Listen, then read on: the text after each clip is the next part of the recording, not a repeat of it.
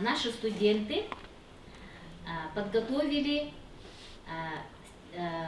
некоторые стихотворения прочитать наизусть и выразительно на разных языках. Пожалуйста, сейчас я приглашаю студентов, которые будут читать на венском, русском и английском и японском языках. Пожалуйста. Харука, ага, девочки, Николай. Николай подошел, да? Николая нет. Рамиль.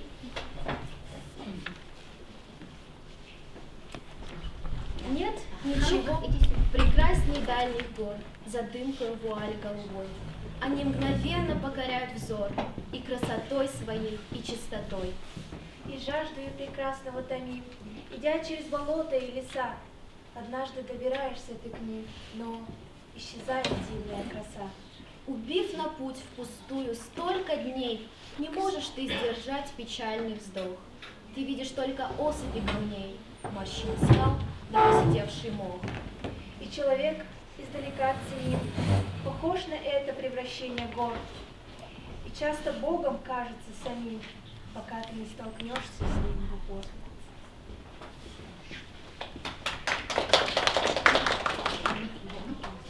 Болдача терентмени, болдача тереми, эти харбими, аж интередендес. Болдача тереми, кенибими, аж тугиделеде биннес. Болдача тереми, амгачабими, нивде эннес аявда. Энкен герба ача, энмида, будида, ядуда, геденминет. Болдача тереми, кенкич аявми, будида аяваннес. Таракам яванси, гурхита, биннет. Терен эне тарочи. Харука.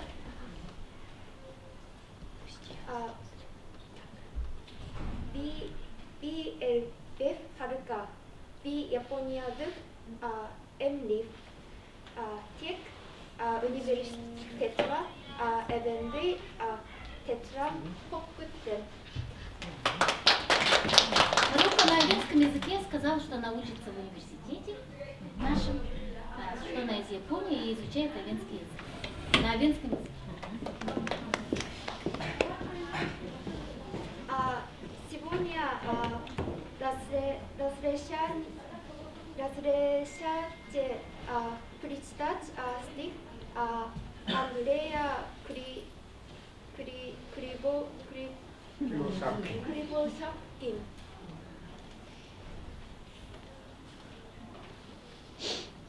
この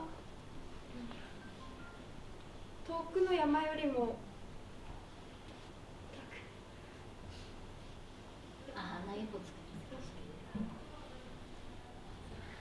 遠くの山よりも見えるものはないけれども、この青いベルの遠くに立ちそびえるのは美しくとても純粋なものである。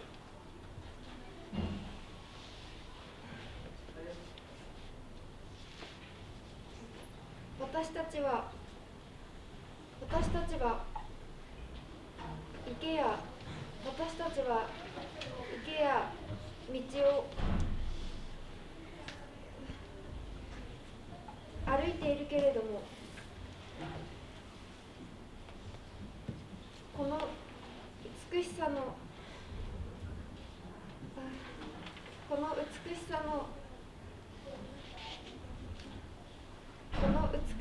前に、かつて遠くの山を越えた者は突然この山の美しさの前に立ちすくむだろう。私たちはいくつかの日を無駄にしたけれども、私たちはもう悲しい息を止めることはできない。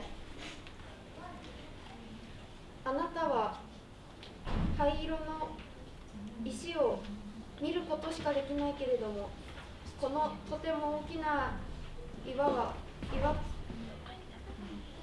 見えるだけである。山の変わりゆく姿はこの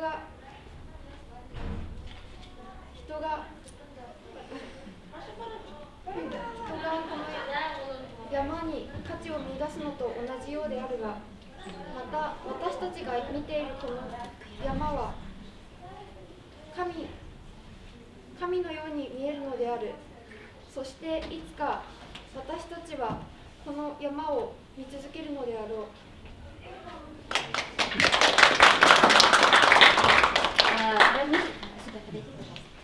Рамиль, значит, прочитал стихотворение о значении родного языка. Стихотворение Багдача Торами Эмит «Сила родного языка». На своем эвенском языке. Рамиль у нас из Эвена Батантая. И сейчас учится на первом курсе, изучает эвенский язык. Значит, у нас в этом году мы впервые обратились к нашим филологам из филологического факультета, чтобы тоже участвовали на нашем мероприятии. И спасибо большое, что вы пришли и выразительно прочитали стихотворение о горах, да? О дальних горах, неведомых горах, которые, я думаю, что это стихотворение, конечно же, для тех, кто родился в горной местности, это такая родная стихия. И сегодня к нам пришла Харука Кон, и мы давайте еще раз поблагодарим. Это стихотворение она перевела с русского, стихотворение, которое прочитали девочки, перевела на японский язык Андрея Васильевича Кривошапкина сама.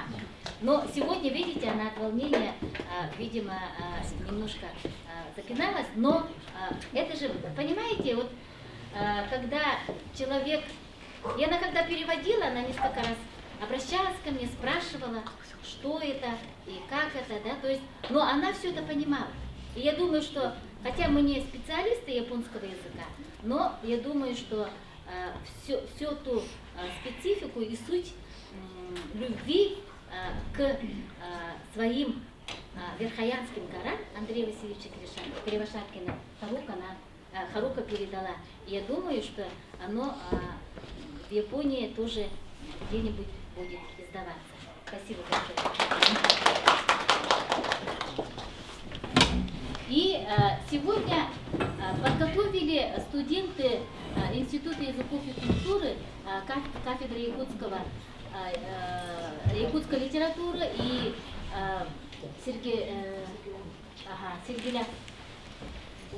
Сергеля Коттара представление. И да, сейчас они продемонстрируют.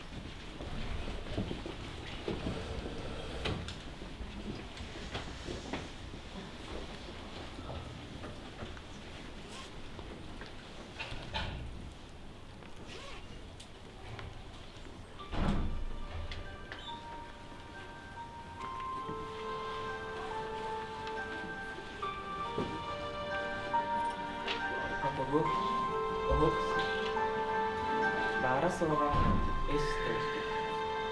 Фотогосире бидат кияха.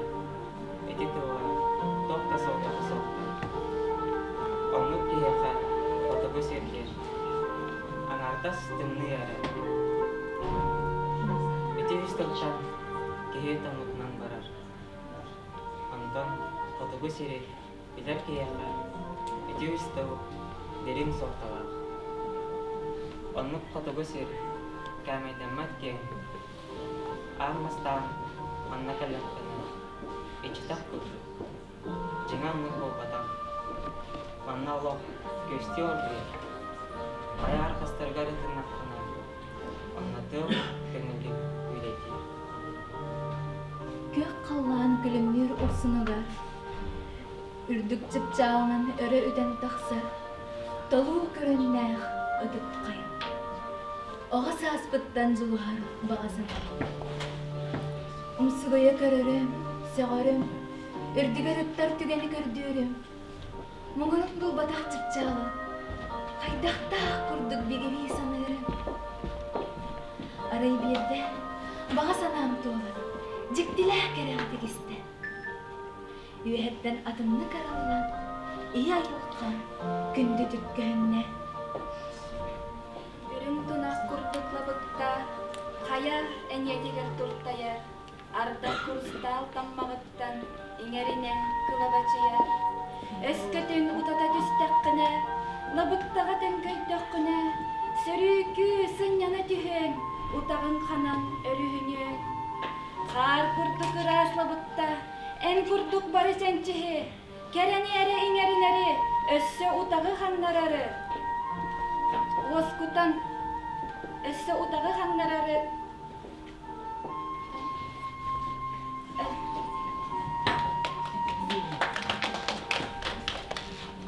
Қая үрәғын ұлдың күрді, ырас сырдық саналақ өбігелеріне, олықпын алған, олыс ыраға тарбыттар, мен білебін. Күрім кәнеттен, чемелікчі көрер күн күрді, күлімнес мечәрдеріне, көрсіқтара қоту жону. Өйәрі дойду, мен қотуғы серем.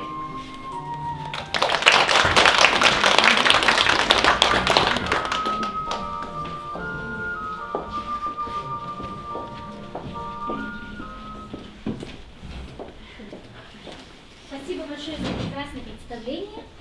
И сейчас я хотела бы предоставить слово Матрёне Петровне Поповой, заместителю директора по научной деятельности Института языков и культур народов Северо-Востока.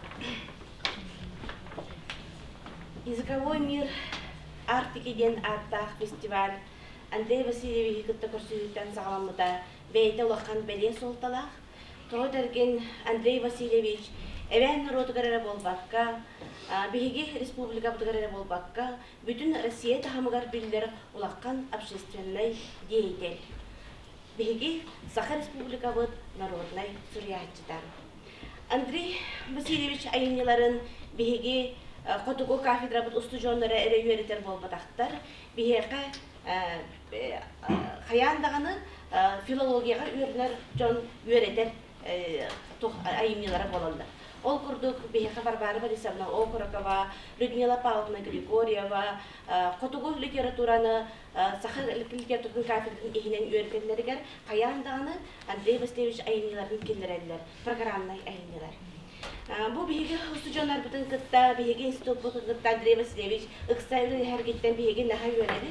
Тоғы дәрген әдер ұтчаты итерге, үйердерге, тақаян тахарарға, ән күрдік патриот, үтіе саналақ жон құлыбыр болалары олыс керасы білді. Етінліктен әдер тұрамын бейге профессор бұд Иван Егорович Алексеев, қолымдан салаға ден тахаттар бұд, бестселлер бол бұд, кенегетін бәлік дейбіт. Онына Беге Хотуго кафедра бұд, тахаттар бұд, қастасылдағы үлелерін дискал түрербет материалларын беребет. Антонина Фанасьевна олық сылнақсын Лебедевскай ағылары, Робиковскай ағылары ұйтар, онан болағына Хотуго литератураны беге филология кафедратын әрейінен болбаққа институт, университет үйінен сәрткен конференцерге күтті бұд бічәттен әбет.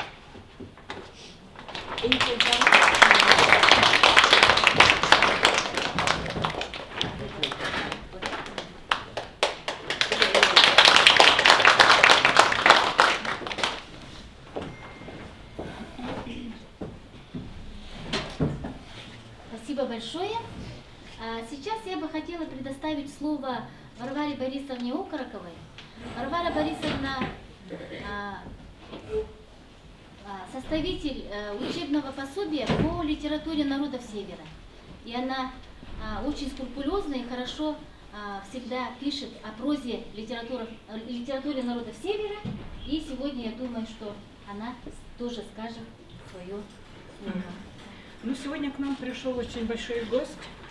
Это как бы солнце зашло, наш институт, или да, звезда спустилась на землю, потому что этот человек очень многих регалий, которые этим только не ограничивается. Он очень много лет руководил Ассоциацией народов севера Якутии, и не только Якутии, и всей России, его везде знают. И он первый народный писатель народов Севера. Его произведения печатаются не только у нас в республике, но далеко за пределами даже России на языках других народов. Да? И вот самое интересное в том, что Андрей Васильевич совмещает все сферы своей деятельности. Вот когда он стал депутатом Верховного Совета России, журналист задал такой вопрос: а нужна ли должность писателя? Да? И ранее еще, за 10 лет до этого, когда он стал на путь партийной работы, другой ивенский писатель Василий Лебедев спросил, а как быть нашей эвенской литературе? На что на эти оба вопроса Андрей Васильевич ответил таким образом, что одно другому не мешает, наоборот, обогащает, потому что он всегда работает во благо своего народа, и не только своего народа, а всех народов Севера, за решение проблем и вопросов в судьбах народов. Он очень много решает. Конечно, очень много вопросов ставил на сессиях разного уровня, не только Якутии, но и России, и выступал даже на международных на ООН, да? Да. Ага, меня там, конечно. Андрей Васильевич там выступал вместе с Робиком, да? И он очень известный человек, конечно. Но мы прежде всего его знаем как писателя, изучаем его творчество. И, например, в якутской литературе проза прошла путь от рассказа к роману в творчестве о Мачаге и Ирель Кристина, а эвенской литературе этот путь прошел именно Андрей Васильевич. Он написал рассказы, затем повести, а потом романы. И вот как Антонина Афанасьевна сказала, он выпустил роман на эвенском языке, но он не только автор одного романа, он написал очень много романов. Это тоже очень интересный писатель литературных народов Севера. Такого явления тоже нету. И притом, вот Николай Николаевич Табураков всегда гордостью говорит о том, что право первого эвенского романа Андрей Васильевич уступил своему учителю Платону Ламутскому, хотя он первым написал свой роман. Это тоже характеризует человека, можно сказать, это поступок и это подвиг, да? Будучи я молодой, уже занялась творчеством Кривошапкина и тогда, лет 30 назад, в своей статье «Эпос об олене» я заметила, что главным героем произведения Андрея Кривошапкина является олень, да? И притом этот олень, как спутник человека Эвена, он сопровождает его и в детстве, и молодые годы, и в зрелые годы. И не только одно поколение, и все поколения испокон веков эвенского народа. Вот, например, в одном из его первых рассказов «Тасапачане» он рассказывает об одном маленьком олененке. И этот олененок как бы сопоставляется с человеческим детенышем. Он такой же, как и ребенок. Он познает мир, он начинает различать, что такое хорошо и плохо. И, конечно, этому и его учит прежде всего мать. И затем в 80-х годах появились повести Андрея Васильевича. Эти повести были на современную тематику, что было тогда большим новаторством. И в этих повестях уже молодой человек борется за судьбу своего оленя. Потому что там проблемы социалистического общества, когда вот действительно начали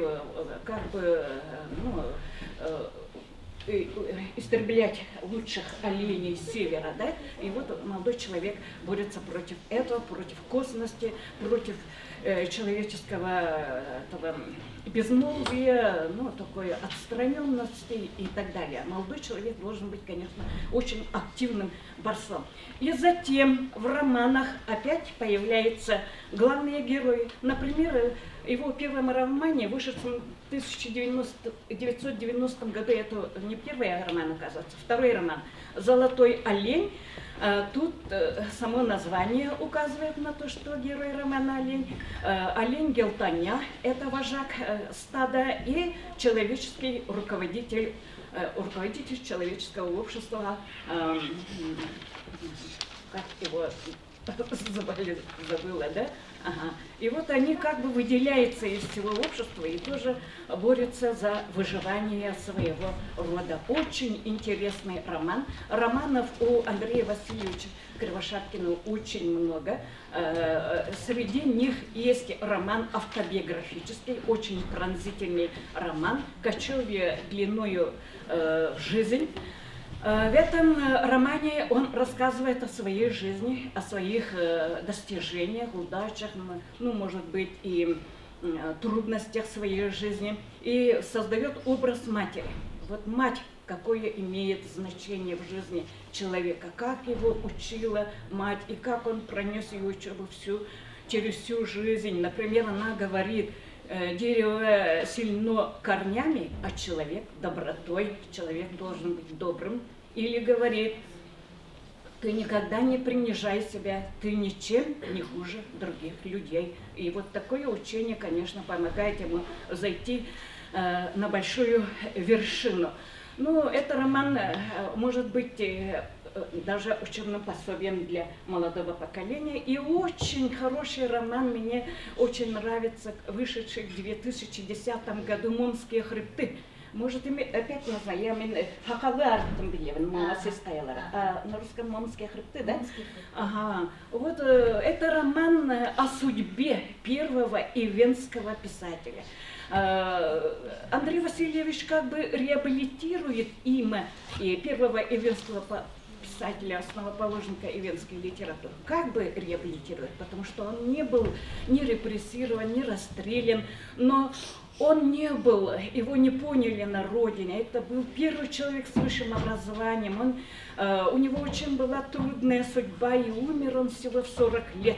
И, конечно, его жизнь тоже можно считать подвигами, надо обязательно изучать. Это очень хороший писатель Николай Тарабукин. Ну, такие вот достижения эвенской литературы связаны с именем Андрея Васильевича.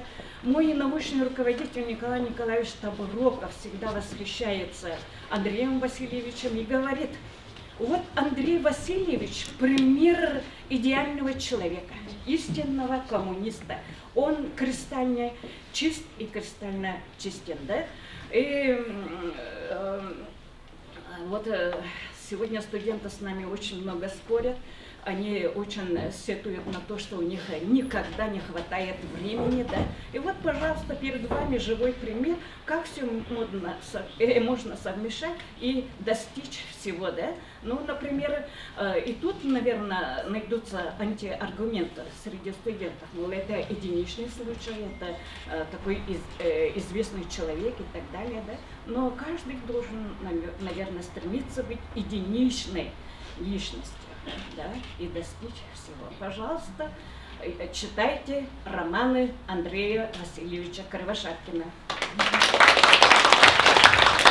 Спасибо, Клара Борисовна. Действительно, произведение Андрея Васильевича Кривошапкина нисколько вообще о жизни оленеводов, не только о жизни оленов, да, вообще имеет очень такой глубокий философские значения. И, конечно же, это Я думаю, что все произведения Андрея Васильевича Кривошапкина являются культурным наследием народов Севера и Арктики. И сейчас разрешите мне тоже предоставить слово Евдокии Михайловне. Так, уважаемая аудитория, уважаемые студенты, я очень-то волнуюсь, тот факт, что вот в программу якутской литературы для 5, 9, 10, 11 классов последовательно и систематизированно введены произведения наших вот, коренных народов, эвенов, эвенков, юкагиров и болгар. Ну, это последнее издание, последний ряд учебников включает произведения, допустим, Ламутского, Текатулов, Тарабукина, Василия Тарабукина, и Улура-Адо и других, в том числе вот Андрея Васильевича Кривошапкина. Я, будучи молодой еще, в 1994 году, когда не по нашей программе, по старой программе составлялись учебники, мне попался учебник хрестоматии 6 класса, там по нашей инициативе, по инициативе авторов, были введены отрывки из произведения Андрея Васильевича Кривошапкина «Апоха Кирсяня Регенты», Чубуков, Тугнан. Эти произведения поистине понравились якутским детям, и эта мысль последовательно, вот последняя разработка программ и создание учебников навело, что вот произведения наших собратьев, народов, коренных народов республики необходимо вести последовательно из класса в класс произведения наших северных писателей. И вот Андрей Васильевич, вот последний учебник по 7 классе, мы вели отрывок «Куркатит».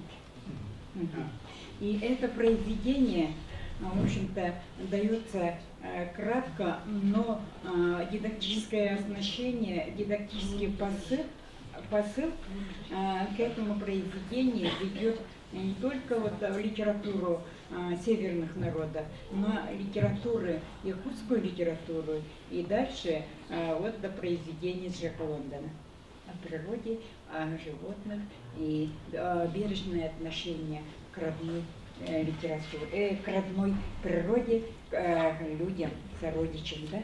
То, чего стоит, вот выдержку я хочу вам прочесть. Кырктаки кылгас үйелер, үйде аналақи үчүгей үгіскенчерлер деп, оны үйден кебігінден, тикір жағас әбән әмәқіне бәтін жымыға сәркетігер әппет, сүрдәк жерін солталақтылары. Сири көрттү, ачыктаһынтан котары, бу хаяга чубукуну бултан, бу эбәннери чубуку буйхабыта ден, эдер жабой болланна, о жабу павата чубейбит, но чубука тинсейбит кихиден кирен берер. Ону бу бихиге жамутугар орсайна чубукуга, отой ураты, слаз, очень такое теплое отношение, потому что считается чубуку спасал не однажды наш народ от голодной смерти.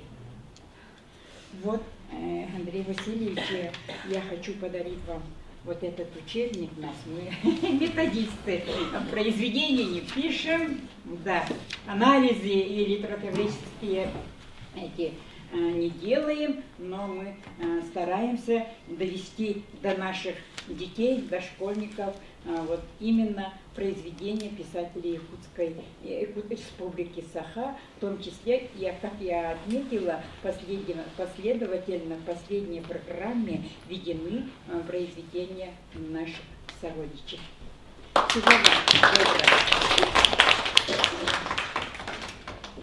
Спасибо большое. Спасибо большое, Евдокия Михайловна. Значит, сегодня Андрей Васильевич к нам пришел в гости, и это очень отрадно, потому что когда он работал депутатом, то мы всегда к нему обращались, и мы его приглашали. И сейчас вот, когда он сегодня пришел, я почувствовала какую-то вот отеческую заботу, потому что, готовясь именно к этому мероприятию, мы интуитивно поставили, оказывается, его, наше мероприятие интуитивно поставили первым. Понимаете, и так получилось, что первым пошло именно его, то есть мероприятие, вот именно встреча Андрея Васильевича Кривошапкина. Я думаю, это неспроста, потому что все-таки человек, который духовно богатый, духовно сильный, причем его произведения воспитывает, его произведения вдохновляют. Одно стихотворение чего стоит? «Я Авен, и тем горжусь». Вот эти слова для наших студентов в 90-е годы были совершенно моральной опорой, когда мы только говорили о том, что надо возрождать национальную культуру. Поэтому, Андрей Васильевич, мы очень благодарны, что вы сегодня к нам пришли. И сейчас разрешите предоставить Андрею Васильевичу слово. Можете здесь сидеть. Ага. Здесь хотите, да? Ага, хорошо.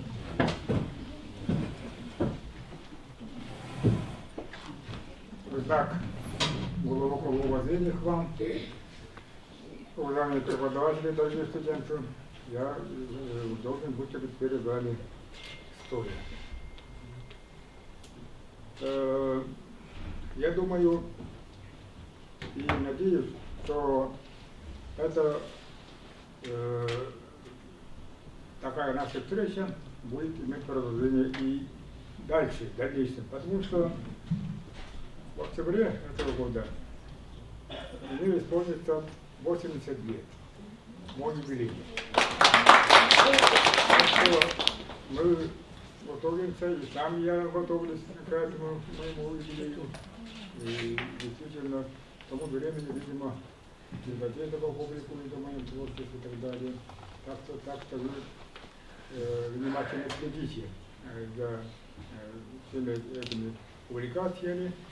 И по всей вероятности, когда может быть уже после юбилея, мы еще раз встретимся. Вот, еще раз встретимся так вот, и я охотно приду к вам на встречу с вами. Для меня это очень важно, потому что я очень люблю встречаться с молодежью, потому что я сам по профессии учитель, и всех детей, участников, студентов очень-очень высоко держу и очень уважаю. Люблю. Вот так. Вот, очень коротко, телеграфным тезисом буквально расскажу о своей биографии, о своей жизни, что и как было раньше. Вот моя родина, это село Северкиэль. Вот, и оттуда, после окончания 7 класса, обычно наши учащиеся приезжали учиться в город Якутск. Они принимали школу номер 2, городскую школу, и там они учились. И мы готовились. Я тоже готовился переехать в Якутск и учиться в школе номер 2. Но этого не получилось, не тут-то было. В это время, когда мы заканчивали 87 класс, в Сахкрыльском районе, Сахкрылье, Батая Лыка, открыться, сказали, что откроется осенью, в сентябре откроется 8 класс. И стало быть, это начало средней школы. 8 класс были, потом 9, потом 10. И нас, вторых ребят, отправили в Сахкрыль. Мы туда поехали верхом на оленях до реки Бутантай. И на реке Бутантай, там почтальон приехал из Заргалаха. Наш почтальон старик, он друг другу передали почты. И мы впервые, я тогда впервые сел на лошадь. И на лошади мы доехали до Заргалаха, потом до Батраялыса. Вот так началась моя жизнь в Сахкрылье.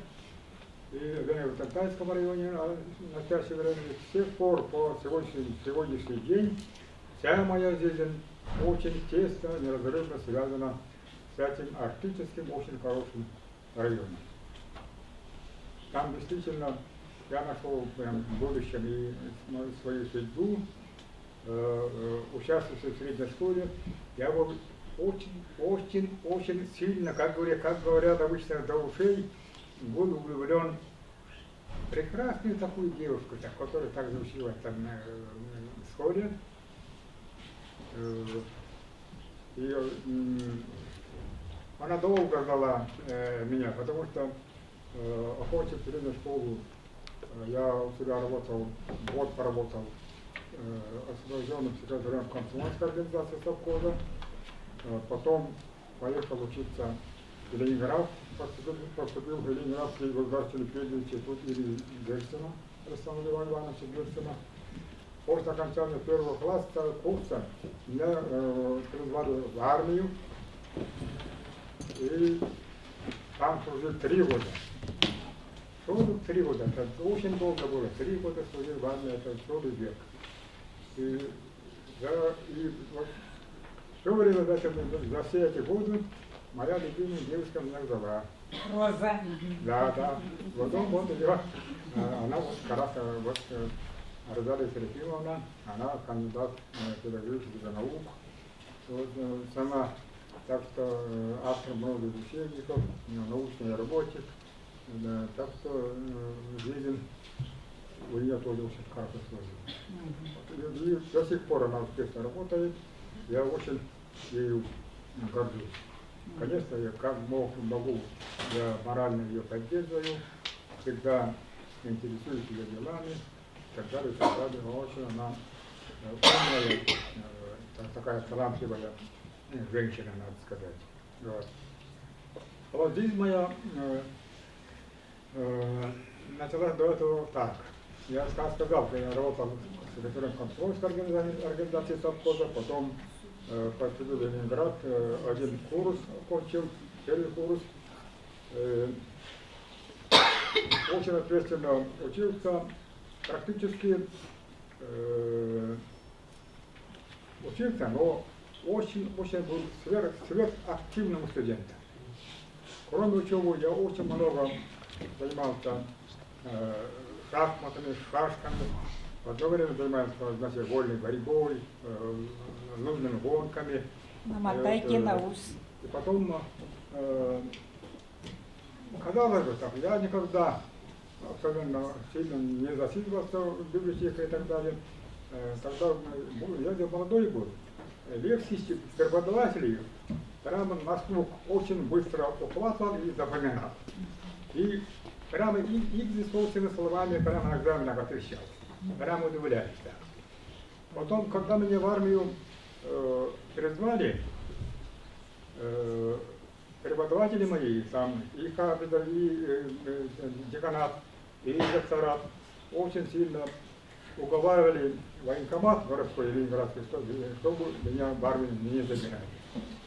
Потом меня рассказали, перед тем, как когда буквально меня провожали, меня открыли по одному с собой такой очень далеко идущий план. В этом плане они задумали так.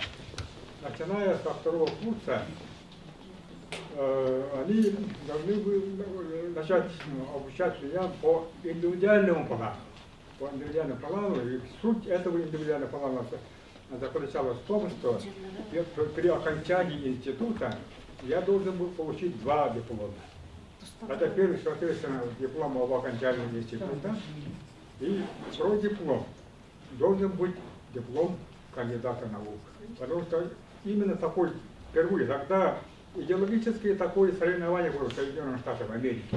Вот именно поэтому как раз мне хотели туда вовлечь, и это был бы первый такой случай, когда студент сразу же по окончании института получает 2 диплома и очень быстро защищает кандидатскую диссертацию. Когда мне рассказали об этом, я просто ахнул. Меня, пока студент был, меня не освещали свои такие планы. Так. Вот, если бы в армии меня не забрали, не призвали, наверняка по этому пути я его пошел. Стал бы чистым таким научным деятелем, скорее всего. Но я прошел своим путем, хорошо, что в армии служил, потом так что и дальше по ступенькам моя жизнь сложилась вместе с жизнью советской жизни. Я стал, как говорится, таким, каким являюсь в настоящее время. Поэтому судьба специально, видимо, так построила, чтобы меня идти там своим путем, поэтому меня в армию призвали. Я так думаю. Но в армию я попал Ленинградский военный округ, это Мурманская область, станция Печенга. Это самый такой самая крайняя точка, арктическая точка Советского Союза. Течет речка Печенга. На этой стороне мы находимся, значит, наш ракетный дивизион. На том берегу, это узенькая такая речка, на том берегу уже территория Норвегии, члены НАТО, государство границы проходит как раз посреди этой речки. И вот, интересно же так было. Так. И вот, и очень часто я служил в ракетных войсках, противовоздушная оборона, ракетчиком был. В то время летали самолеты НАТО, обычно летали по ночам и в самое время обеда. Сразу тревога, мы сразу занимали свои позиции, значит, и всегда обедали уже остывшим обедом. Может быть, специально так строили, так ждали у нас, значит, распорядок дня, и вот таким образом. Однажды ночью тревога, мы полезали, заняли свои места, и там командир ракетной части, стартовые, значит, стартовики, это солдаты, которые непосредственно готовят к пуску самой ракеты. Мы работали в кабинах, вот, и готовили, значит, где сам пуск ракеты. И однажды самолет-разведчик американский нарушил государственную границу, углубляется, идет. Вот, и командир в этих случаях сам по положению, в таких случаях, в случае нарушения, он не докладывает сразу командиру там полка, а сразу говорит на генеральный штаб советской армии. Он сразу позвонил в Москву, вот так-то самолет нарушитель идет, уже углубляется, то тогда разрешите пуск. И сразу к нам обращаются. Ну, хлопцы, готовьте дырочки для орденов. Мы же знали, потому что мы собьем этого самолета, этого нарушителя, как только на ракетопусте, и знали о том, что нас наградят каждого солдата орденами Красной Звезды. Знаете, до этого американские шпионы по акции сбили на Свердловском, да?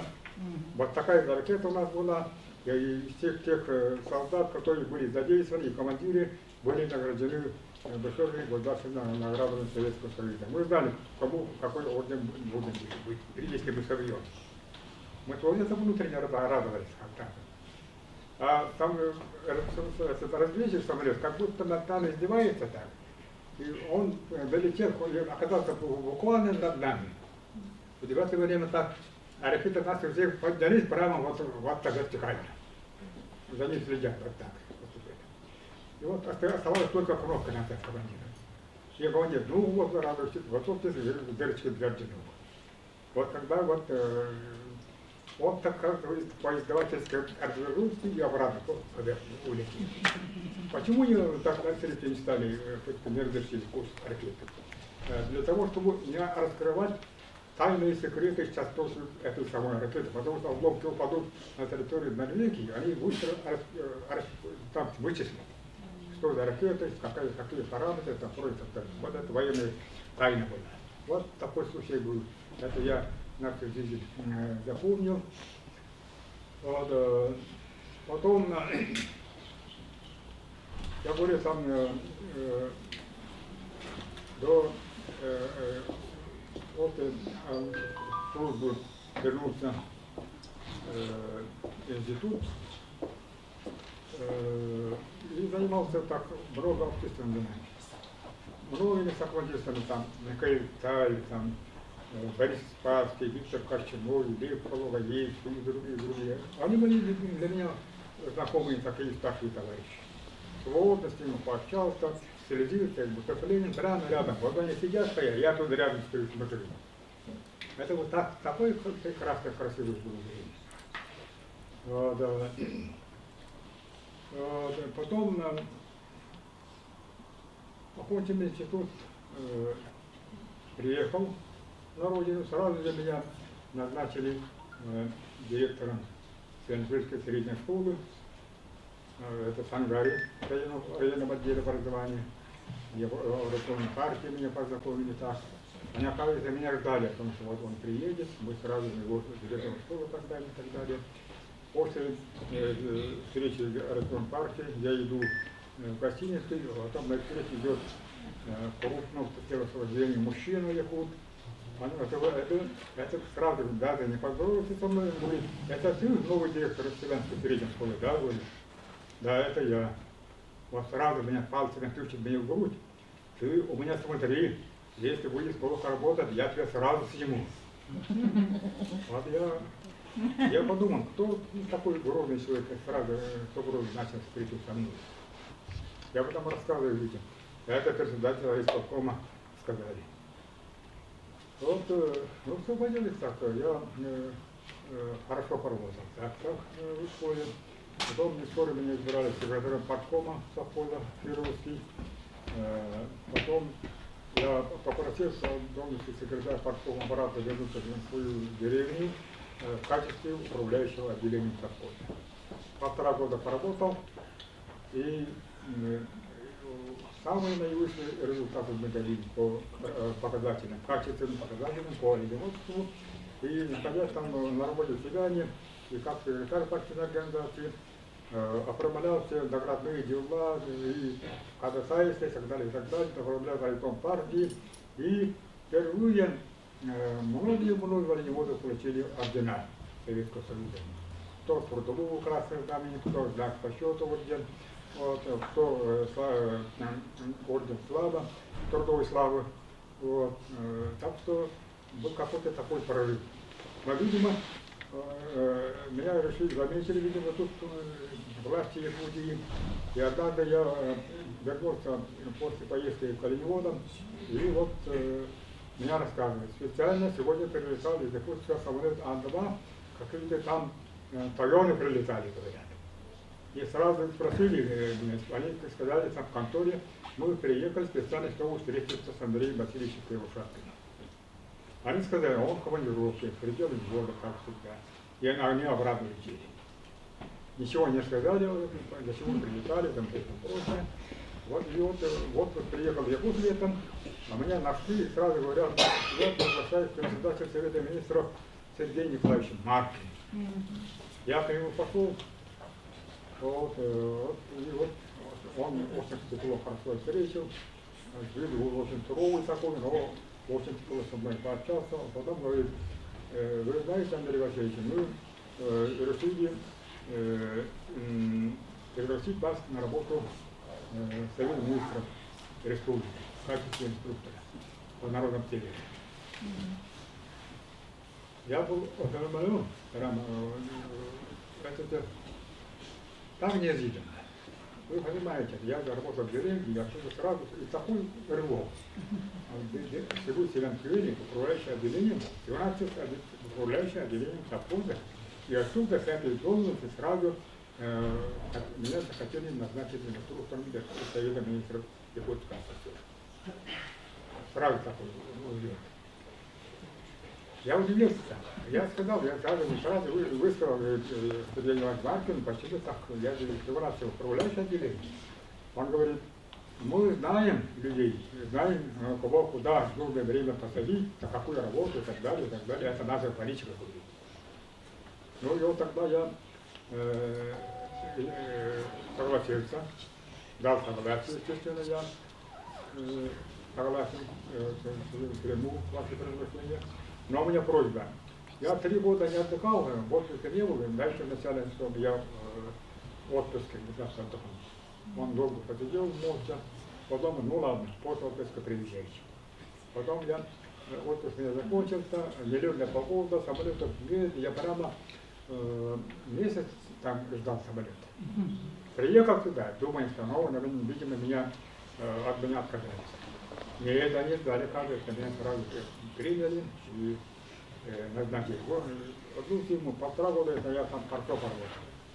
Потом однажды весной, где-то в апреле, из обкома партии утром звонок. Поднимаю трубку, один мужчина очень таким красивым, бархатным голосом со мной говорит, поздоровался, поинтересовался моей работой, как и настроением, и так далее. Мы как-то пообщались. Потом говорит он: Андрей Васильевич, вы знаете, потому что вы много материалов готовите для Совета Министров. Вы не могли бы нам продолжить на время эти ваши работы? Я говорю, пожалуйста, я сейчас принесу. Я туда повез и пошел там к работнику областного комитета партии с бархатным красивым голосом. Оказался это Анатолий Афанасьевич Попов. Вот, он тогда работал заведующим отдела пропаганды агитации Якутского областного комитета. Потом через 2 дня вновь бархатным голосом мне звонит. Андрей Васильевич, мы познакомились с вашими документами, вы могли подойти и забрать. Я пошел, его поблагодарил и так далее. Вот это очень действительно хорошие работы. Наши лекторы переписали, там все так далее, вы нам всем помогли. Вот на этом разговор закончился. Потом через месяц вновь бархатным голосом Анатолий Афанасьевич приглашает. Вот и он говорит: мы тут посоветовались и приняли вас принять на работу в качестве инструктора нашего отдела. Вот, и таким образом я обком партии, значит, я дал согласие, заседание бюро должно быть пройти буквально сегодня. Вот меня туда не довели секретарю обком партии Василию Федорову. А потом он побеседовал со мной, повел меня к первому секретарю Якутского областного комитета партии Гаврилу Иосифовичу Щеряеву. Вот. И Щеряев Иосифович очень такой красивый человек. Он приглашивает туда, там, видимо, гардероб повесит так. Он белоснежный курочек, с галстуком, идет на встречу. Посередине его кабинета мы встретились, он резко возьмал мою руку и посадил так, и сел напротив, и начали беседовать. И у него был первый вопрос. Я потом удивился, почему так спросил. Первый вопрос, он спрашивает: скажите, Андрей Васильевич, из ваших родных и близких кто-либо был ли судимым, осужден судом? Я удивился, почему сразу был процесс. А я сразу сказал: да, был, это мой старший брат, потом на 3 года был осужден, отбыл, и все вернулся на родину, и нормально прошла работа. Вот, потом только я понял, оказывается, это была проверка на честность. Детектор, как говорится, да, как говорят. Да. Детектор лжи. Если бы я там начал юридить, то тогда говорил себе, что он бы сразу сказал, но это как-то главное. Отпустил его, но потом сказал: дайте подыщите другого кандидата. А я сразу, как было так, как честно. Он сразу пришел, он сразу к теме разговора. Вот потом это был выбор областной честь партии, переводим на работу, ответственную работу. Работа, в общем, такая серьезная, ответственная, надо много читать, литературы очень много, книг, магазин много, так что над собой много работать. Вот это сегодня идет по делам. И вот я в областном комитете так работаю, и начались выборы, выборная кампания началась, одновременно выборы на 2 совета.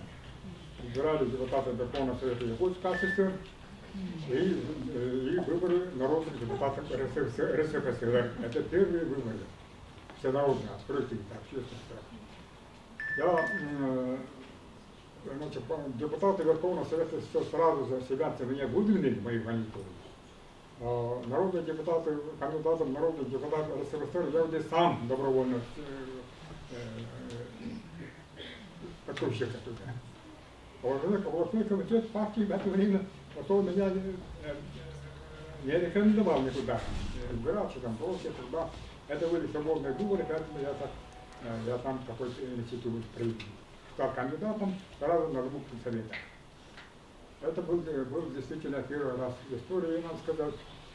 Вот по итогам выборов Верховный Совет СССР был сразу избран, набрал 96,3% голосов избирателей. Уже стал депутатом одного Верховного Совета. Теперь Верховный Совет РСФСР надо. Я там как раз на один мандат кандидатов было 14 человек. Среди них 2 заместителя председателя Совета министров Якутска СССР и Артур Николаевич Челингаров, герой Советского Союза. Вот я думал так примерно. Но мне, если я выйду на второй тур с Артуром Николаевичем Челингаровым, и пускай его выбирают народным депутатом России, а я после него займу второе место. И то достаточно для меня. Это для меня это большое достижение, так я думал. Но по итогам избирательной кампании избиратели отдали нам предпочтение. Значит, на второй тур вышли мы вдвоем, Артур Николаевич Челингаров и я. Вот начали встречаться только вдвоем в разных местах. Вот, приехал военком, а там говорят, значит, с нами была встреча была Артуром Николаевичем Челингаровым, а он уже говорит так, как-то так, видимо, начал уже мандраж начаться, видимо, его. Он говорил о том, что будет Андрей Кирушак уже депутат Верховного Совета Якутска СССР, дайте ему второй мандат. Давайте дайте, голосуйте за меня, что я представляю ваши интересы Верховного Совета. Нормальная реакция, он мне руководство было очень культурно так говорил, сказал. Но я и брата не сказал, он правильно говорил, не сказал, но я принял другое решение. Я должен участвовать как представитель коренных малочисленных народов Севера Якутска СССР на такие высокие выборы. Что мое участие, это первое участие представителя коренных народов Севера. Если займу второе место после Челингарова, это для меня очень высокое достижение. Я скромно так чувствую. Такая была моя реакция. Потом по итогам, когда мы вышли на второй тур, я обошел Артура Николаевича Челингарова на 900 голосов и был избран народным депутатом РСФСР. Вот в то время, там на разгар избирательной кампании, я написал стихотворение под названием «Мой друг» и опубликовал это стихотворение в газете «Социалистической Якутии». Там на разгар избирательной кампании. И мои избиратели Ахман, что делает Андрей Кирушак? Вот такой ответственный момент, он сам пропагандирует за своего основного главного оппонента. Вот так. Но это же действительно, вместо того, чтобы своего оппонента ругать и так далее, и там прочие, какие-то такие компроматы искать и там прочее, наоборот, то, что я его возвеличиваю, так высоко поднимаю, это может быть эти первые и может быть последний раз. Артур Николаевич Челингаров, там был, говорят, очень такой расстроен. Потом, подозрав мне, когда я стал народным депутатом РСФСР, при каждой встрече люди представляли, это Андрей Кирушак, которому я проиграл. Вот это так было. И в Америке так было, когда там сошлись. В Москве было сколько раз, вот так.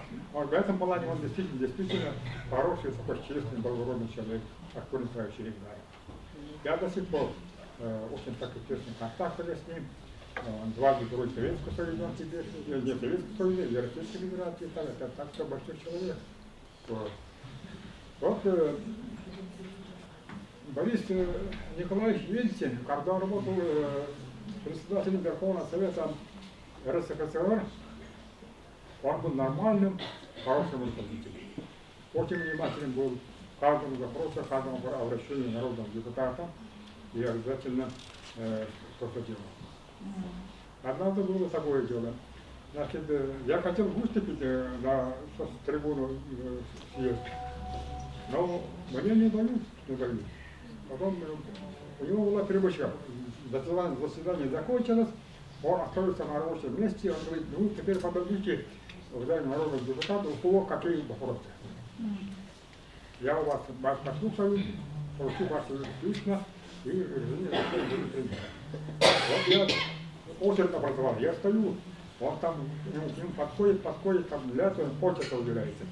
Я смотрю, время уходит, я не успеваю никак. Потому что в середине больше 10 человек стоят.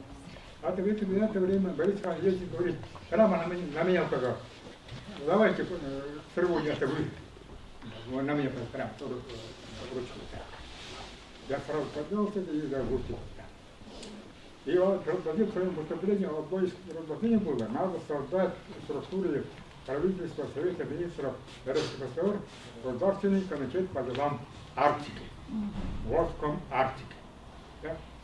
Вот это он сразу сказал, хорошо, этот вопрос надо, он Силавин, Иван Степанович, предложил Совета Министров, он Иван Степанович, возьмите на ручку вот этот предложил народного депутата по Арктике.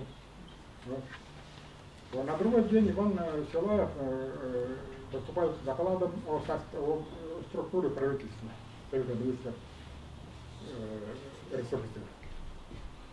А там разные министерства, что только нет Государственного комитета по делам Арктики. Это мое предложение. Вот, потом я бросаюсь к микрофону и говорю, Иван Степанович, я тут вчера выступал, предлагал конкретно о Государственном комитете по делам Арктики, чтобы такой комитет был составить правительство. Почему не включить это? Вот Ельцин Путин подходит, да, разговор был, я говорил вчера, нас надо включить. Надо включить. И вот так в октябре был включен состав правительства. Так что такой и Госкомитет очень хорошо работал. Нам в Народном Севере, жителям Арктики, очень много работал. Действительно, и на этом фоне действительно я заработал большой моральный такой авторитет и среди депутатов, и среди избирателей. Дела если очень хорошо.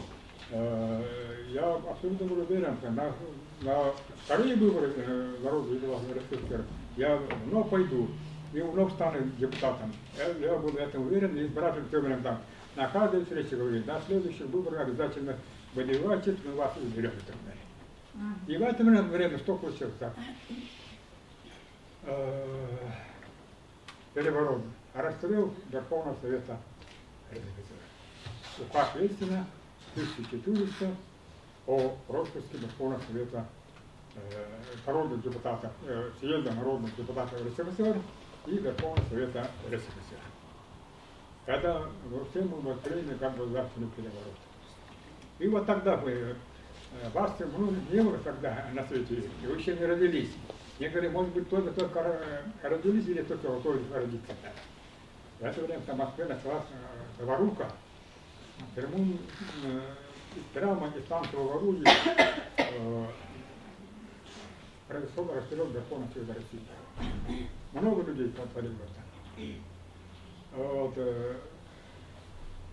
потом нас вечером сидим, ждем, и прям стреляет по большущим, как говорят, попадает в здание Верховного Совета.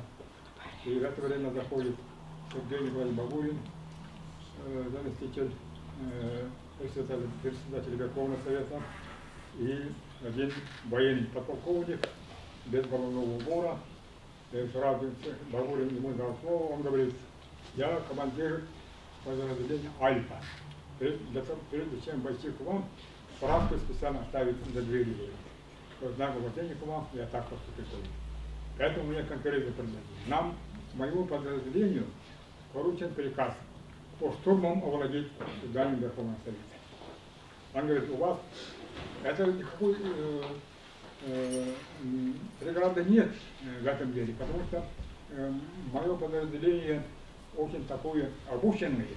В Афганистане себя героически проявил. А вот овладеть этим знанием, когда у вас нет никаких военных орудий и там прочее, конечно, мы за 15 минут все здание займем так. Вот поэтому у меня конкретное предложение. Сейчас я предлагаю вам покинуть это здание. Мы создадим вам такой живой коридор из моих солдат. А там рядом с разных крыш домов прямо стреляли по каждому выходящему, по зданию. Мы прекратим все эти 3 года. Мы пошли, согласились с таким предложением. Вот когда мы вышли, там действительно прямо по говорителю говорят солдату эту подполковник, прекратите стрельбу.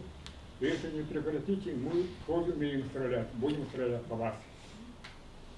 Вот тогда и стрельбы закончились, прекратились. Вот так это дело началось. Потом через месяц тоже вдруг получали повестку прокуратуры. Значит, подготовились постряпать уголовное дело на меня.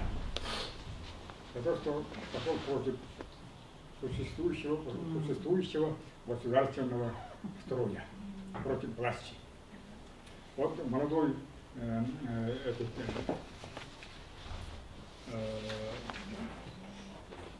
юрист, он меня очень холодно поздоровался так, очень строго себя ведет. А я наоборот очень успокоился, когда я знаю, за моей спиной ничего нету, никакого криминала. Я с ним очень спокойно начал, спустя местами спокойно начал разговаривать. Постепенно он оставил. Мы 4 часа беседовали с следователем. 4 часа. В конце вообще начали друг друга очень хорошо понимать. А по окончании, я сказал, он дал мне расписаться в протоколе, сразу записал самоходу, я сразу наглядно расписался.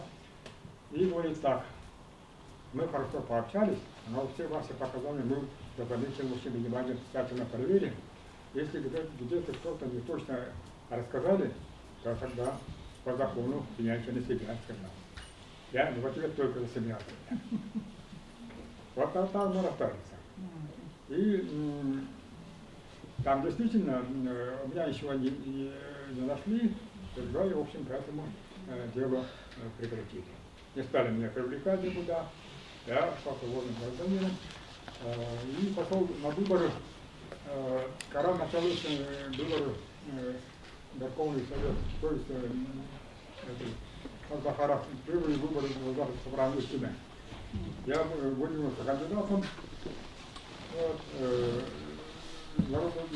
депутатом в собрании Суда, такой судья, и пошел на выборы. Выборы опять-таки тоже нормально прошли. И я опять был выбран народным депутатом на государственном собрании товарищей Сахарова Сухия. Серьезные такие выборы были. Вот, и Артур Николаевич Черенгаров со своей стороны наши выборы тоже меня поддержал.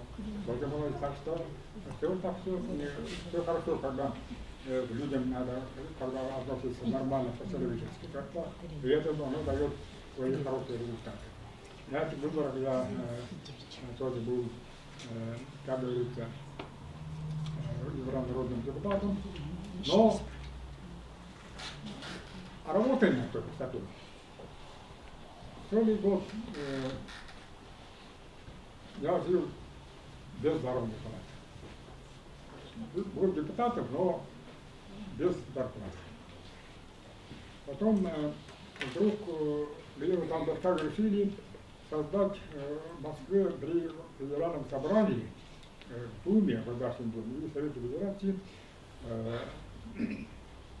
своего специального представителя Государственного собрания Электронной Республики Саха-Якутии из числа депутатов, народных депутатов. И на эту должность депутаты предложили мою кандидатуру. И исполнительная власть, с своей стороны, своего представителя туда, своих сторонников, числа депутатов Тавкаев, несколько кандидатов появилось, но депутаты почти где-то голосовали за мою кандидатуру. Я в течение 2 созывов работал постоянно представителем нашего парламента Федерального собрания Российской Федерации. При этом дважды организовал проведение дней государственного собрания Республики Саха-Якутия Федеральном собрании Российской Федерации. Один раз организовал поездку в Орловскую область. А работы было много там. Вот, так что я в то время, те годы очень хорошо было помню, работы было много. Так. Потом после меня пошли где другие люди, потом представители, потому что я сказал, 2 созыва я работал представителем постоянно. Вот на 3-й раз пошел на выборы. Изберут мои избиратели меня народным депутатом. Я вернусь в Якутию, там буду работать, вот близко к своим избирателям. И все так получилось. Я вернусь в Якутию, и еще 2 созыва поработал в Верховном Совете, то есть в Тюмени. И вот в 2013 году как раз закончили, значит, срок, кончится срок Государственного собрания, когда осенью выборы, я отказался дальше участвовать в выборных кампаниях. Я сказал, я ухожу, потому что мне надо, годы идут, время идет, мне надо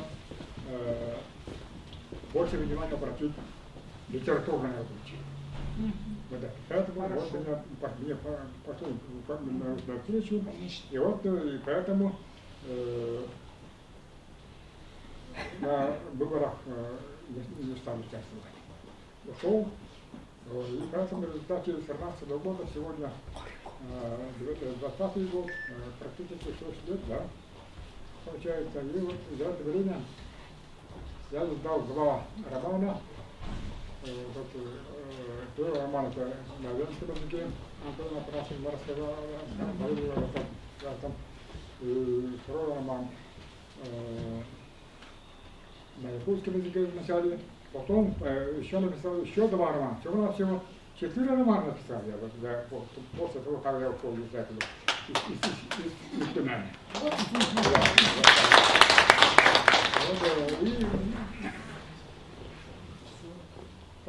Действительно, это было такое время, я много времени стал уделять избирателям, людям, потом, значит, ушел, как уже повторяюсь, от парламента, от должности депутата, народного депутата, на постоянной основе я работал, много-много помогал моим федеральным, объездил практически весь север, всю Арктику.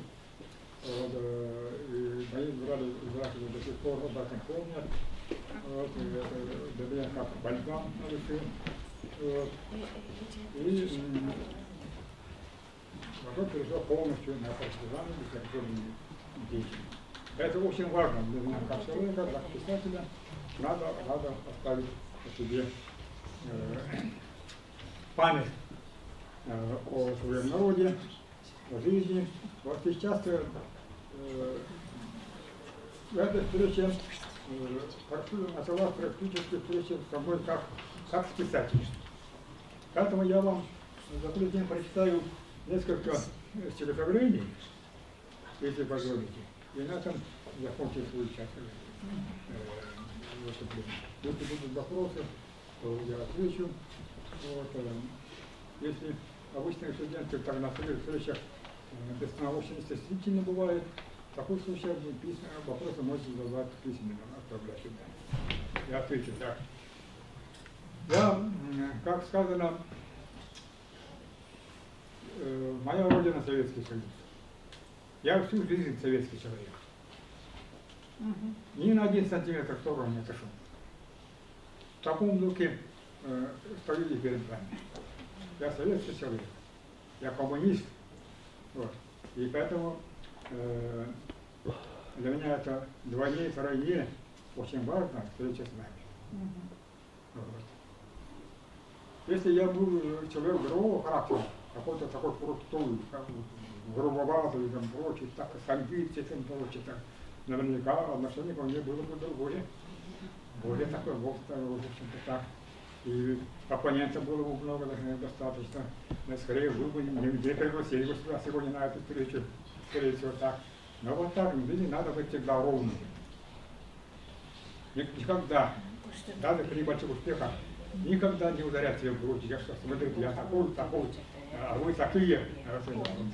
Нельзя, я никогда такого не допускаю. Все люди, это мои друзья, с ними я равный. Вот так моя позиция. Вот, если повторяю, мой октябрь, я написал к столетию Великой Октябрьской социалистической революции. Вот оно звучит. Вот так. Мой октябрь к столетию Великого Октября. Октябрь великий, твой горячий свет пылает в сердце северном моем. Тебя я помню с самых малых лет, как только породился с букварем. Я помню, как сейчас сияние дня, когда ты озарил мой детский путь, как в октября ты принял ты меня и приколол звездочку на грудь. Пускай промчались долгие года, немало я по жизни прошагал, но знаю, не забудь меня никогда, как алый галстук ты мне повязал. Вставал над нашей Родиной рассвет, как вечный символ, знамя своего. Счастливее меня, я думал, нет, на этом белом свете никого. От радостных надежд хотелось петь и о прекрасном будущем мечтать. Хотелось поскорее повзрослеть, чтобы Родине своей полезным стать. Я по твоей дороге дальше шел, и легких перевалов не искал. Вступить с друзьями вместе в комсомол, себя красногвардейцем я считал.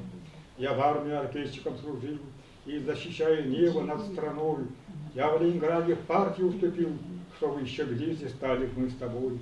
Я каждый май встречал твою весну под алыми знаменами труда, но передали советскую страну добравшиеся к власти господа. Но им тут и трудно бросить служить, ты карьеристов оборотить врать, и нам пришлось с тобой, товарищ, жить в стране, которой больше не узнать. Но я всегда и прямо говорю, что вы не твердили мне со всех сторон, я буду вечно предан октябрю, его заветует для меня закон.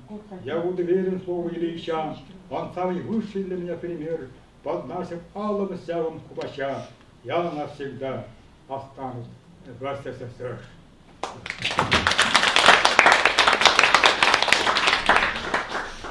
Так, значит, теперь так.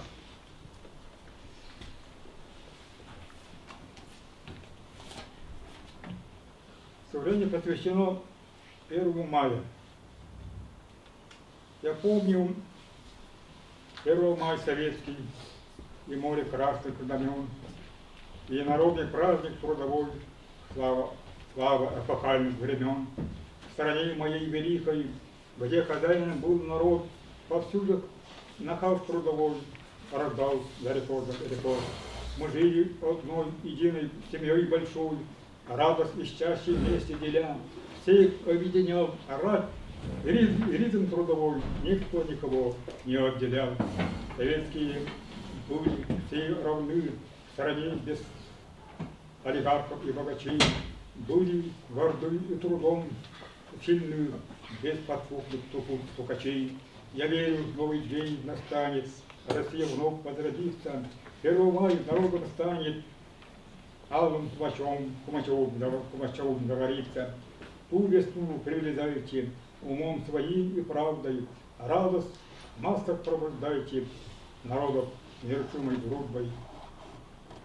Нас, родной, советский 1 май, славься и живи в сердцах людей, пускай твои знамена 1 май ведут народу к силе святой. Вот, в советское время Арктика очень сильно была развита. Появились новые города в Арктике, Тиксино, например. В советское время очень таким богатым и таким чистым, красивым поселком. Тиксинцы жили богаче, чем жители Якутска и других районов центра. Потому что Северный морской путь хорошо работал, и там хорошо работала полярная авиация, и Тиксы, и его жители, и обеспечили самыми необходимыми товарами и продуктами.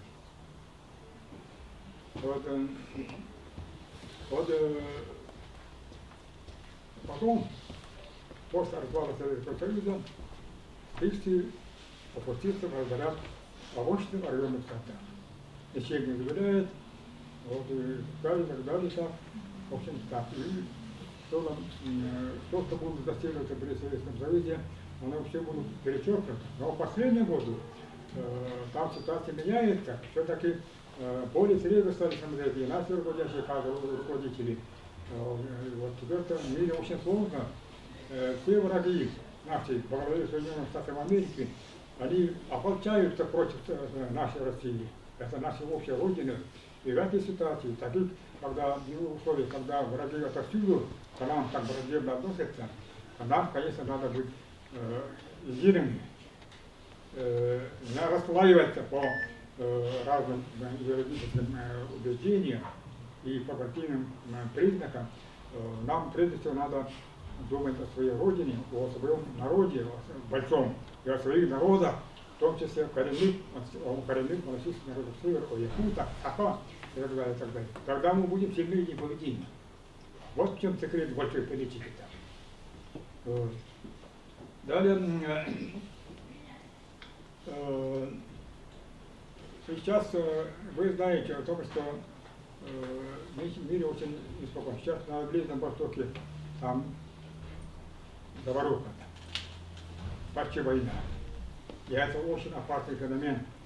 Вот это та война очень легко может превратиться в мировую войну, чего ни в коем случае народы мира не должны допустить.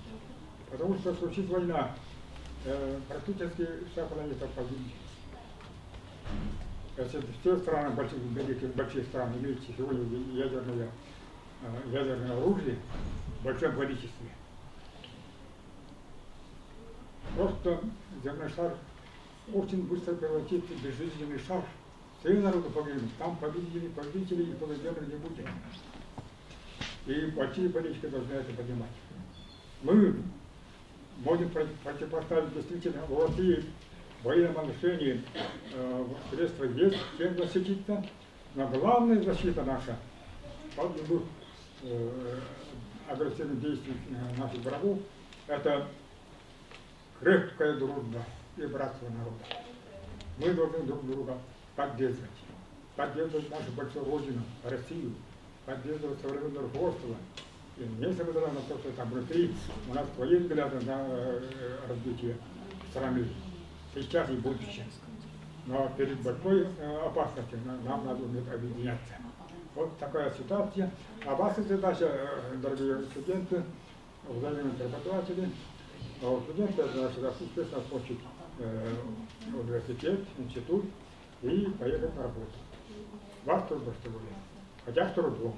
Обычно сейчас, как в советское время, не делается, заранее не обговаривают, кого куда направить, какую работу дать. По окончании института вдруг оказываетесь вы на улице, где устроиться, где найти работу. Вот такая проблема. Поэтому заранее надо думать, куда пойти. Договаривайтесь, работайте с людьми, особо на руководителей не надейтесь, и не надейтесь, у них свои проблемы очень много. Не до вас будет тогда. Вот поэтому лучше, значит, заранее думайте творчески, вдумчиво, советуйтесь с родителями, с друзьями, товарищами, со взрослыми людьми, с опытными товарищами. Они подскажут, когда надо поддерживать, вас так далеко просто так не оставят. Эти мои слова вы обязательно запомните, и вы сами свое счастье будете ковать. За вас никто ничего делать не будет. Вот ковровую дорожку перед вами не настелят, Вот вы должны своим трудом, своим жизнью, людям должны сделать так, чтобы потом по прошествии лет, чтобы перед вами настилали эту ковровую дорожку. Это же так, это чтобы знак уважения. Вот поэтому в этом плане я желаю вам очень больших таких удач, успехов.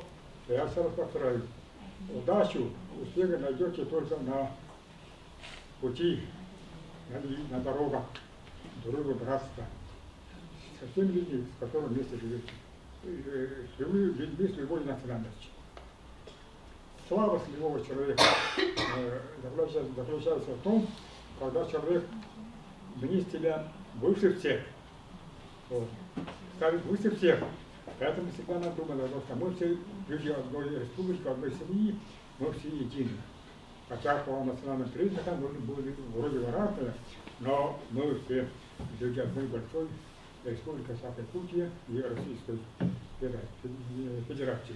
Вот примерно так, такое мое выступление, на этом я закончу так.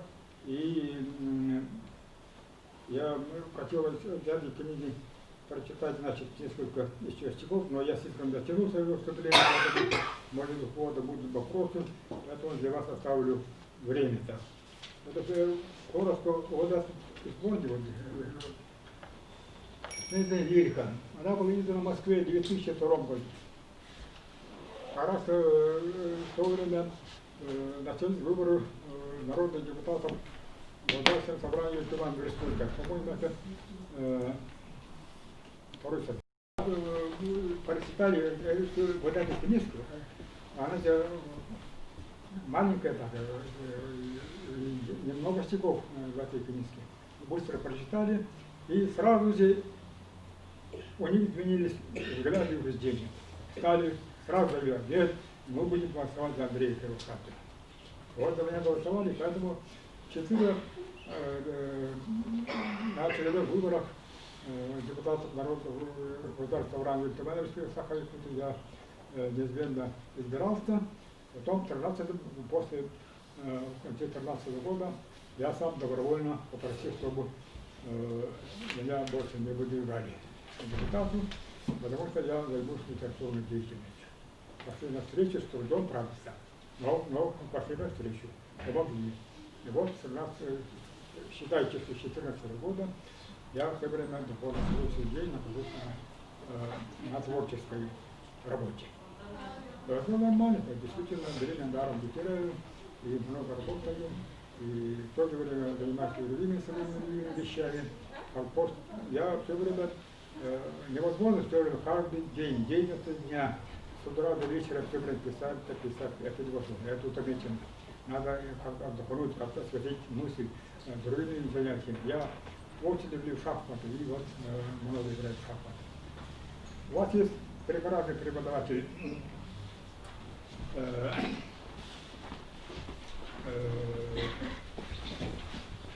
шахматист Борис Матбов, его президент, математик Борис Алексеев, математик.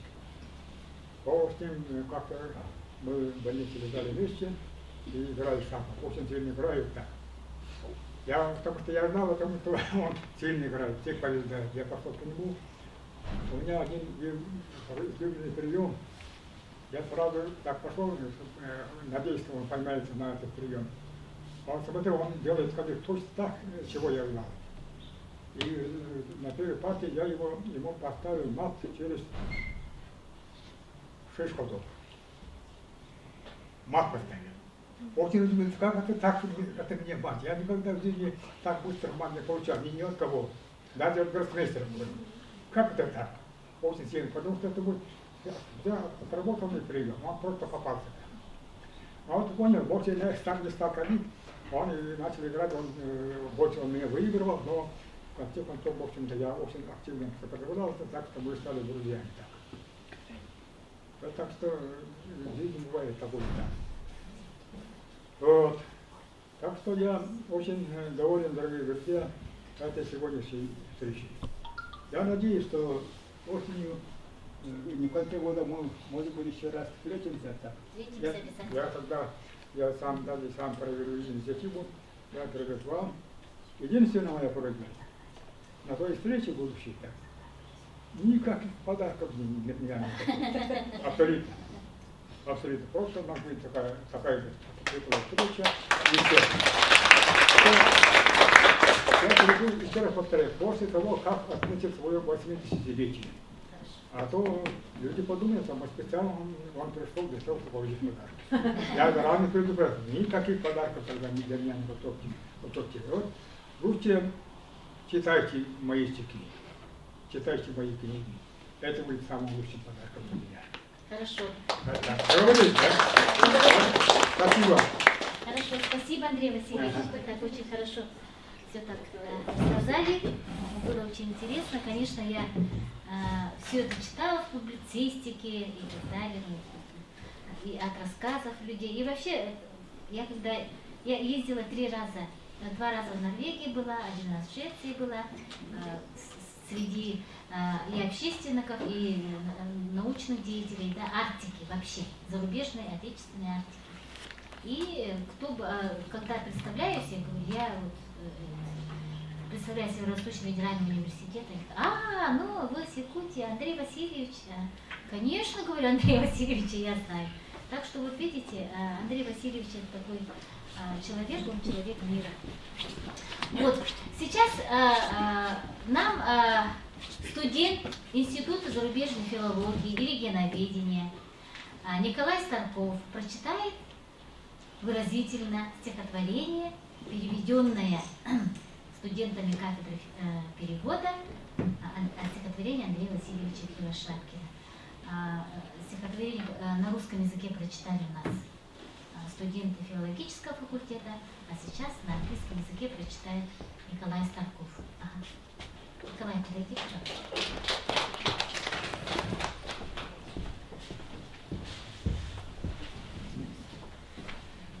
Настя? Можешь поближе ставить. There's nothing more lovely than distant mountains that stand behind the high haze of blue whale. By their inexpressible beauty and purity, they swiftly captivate the look. And walking through impassable swamps and forests, and we yearn for the beauty once you're getting to these distant mountains, but suddenly disappears the marvelous beauty. Having wasted so many useless days for roads, you cannot hold back your sorrowful breath. You only watch the scree of grey-colored stones, huge rock wrinkles and withered grey moss. Similar to transformation of the mountains, a person is also valued from afar by us, and often he is seen to be the God himself, until someday you run him into face-to-face.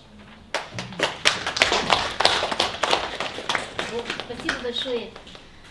Пока вы готовите вопросы, или же вопросы будете задавать уже? Готовы, да, вопросы?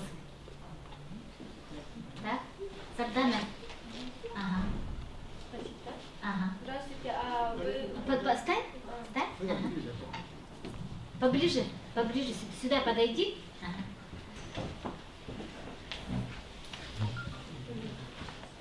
Здравствуйте. А вы знали Алитета Немтушкина?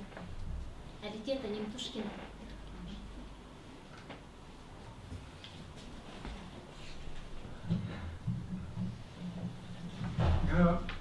Я очень хорошо знал Алитета Немтушкина, эвенкийского Пушкина.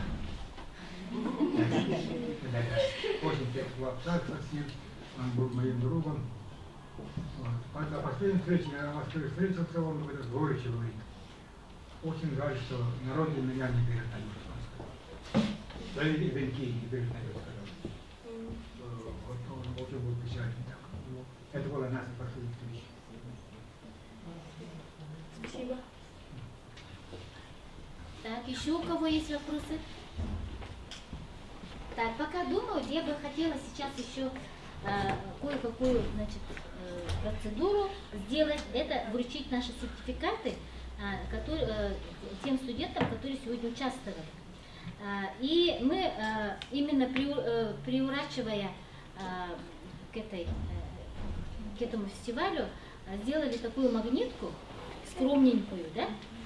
Это белый олень. Белый олень для оленеводческой культуры народов Севера является священным животным. Пусть этот олень вас оберегает. И здесь на 5 языках написано слово «язык». Ару на якогирском языке, Торен на венском, Турен на венкийском, Вечгав на чукотском и Тыл на долганском языке. И разрешите вот магнитик и сертификат сегодня вручить Харуки Кон. Харука.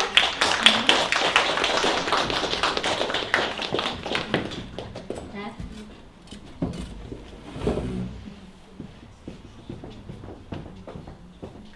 Спасибо большое. Так, дальше, значит, я сегодня также хочу сертификат вручить и магнит подарить Варваре Борисовне Окороковой.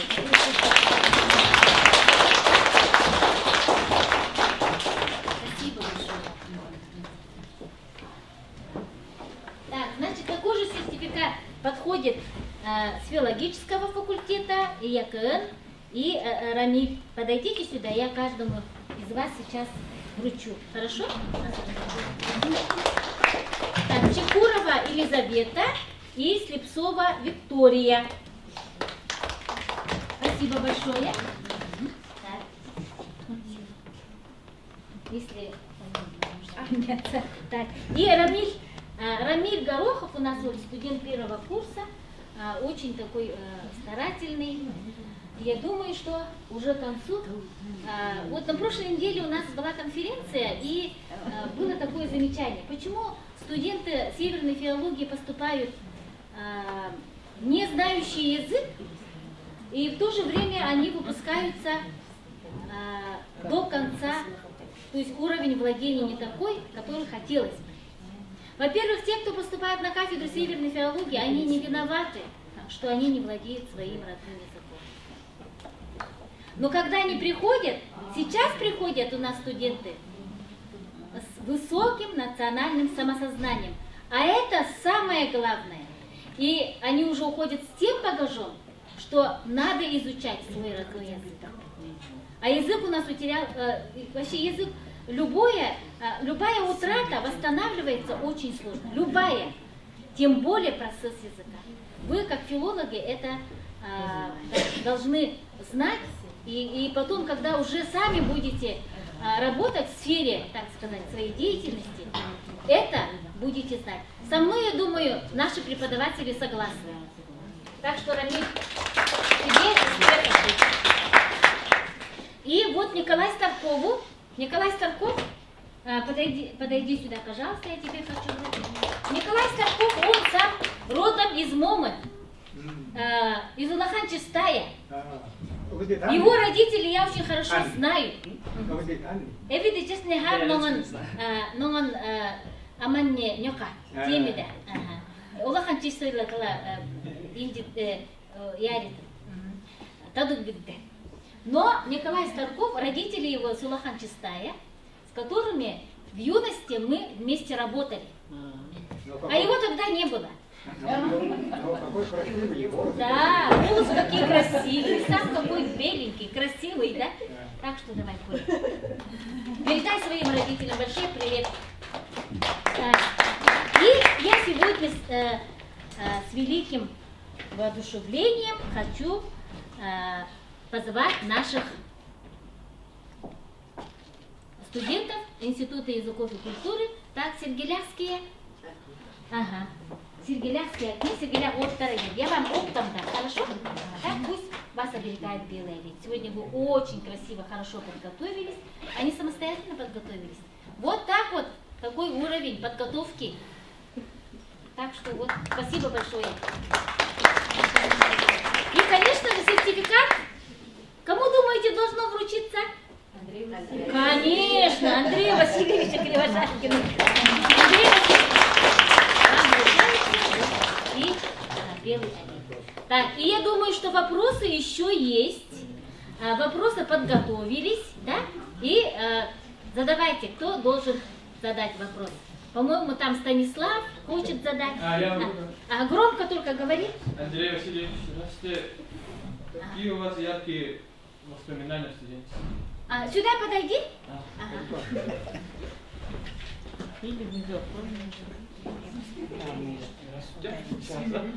Какие у вас яркие воспоминания о студенчестве? Какие яркие воспоминания о студенчестве?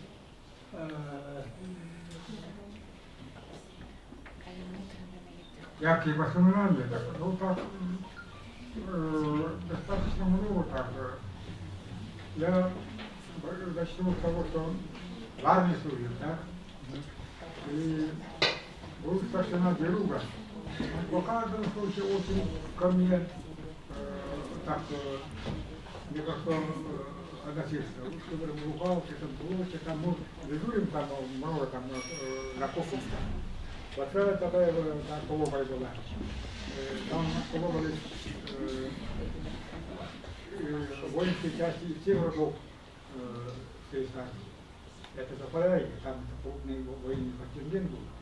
И по очереди каждая воинская часть там дежурили с колобой. Потом там, которые тысячи солдат колобались. Это трудная работа. Старшина Деруга подходил, находил специально, покажи, где ту посуду, которую вы имели. Я показываю, он прямо вот берет, тут кидает прямо сюда, вот кидает туда, заново там. Очень бы так-то не выводите ко мне относиться так. Но старшина, ну это что, я с ним не пререкался так. Молча воспринимал, вот я заново беру, и прочее. Но потом я где видимо, еще в то время, вот это, кстати, писателем, видимо, часто писал о жизни солдат боевой части армейской газеты. И они писатели уже. Дважды по моим заметкам приезжали комиссии Министерства обороны СССР из Москвы, там, где писал о плохой работе Соломы.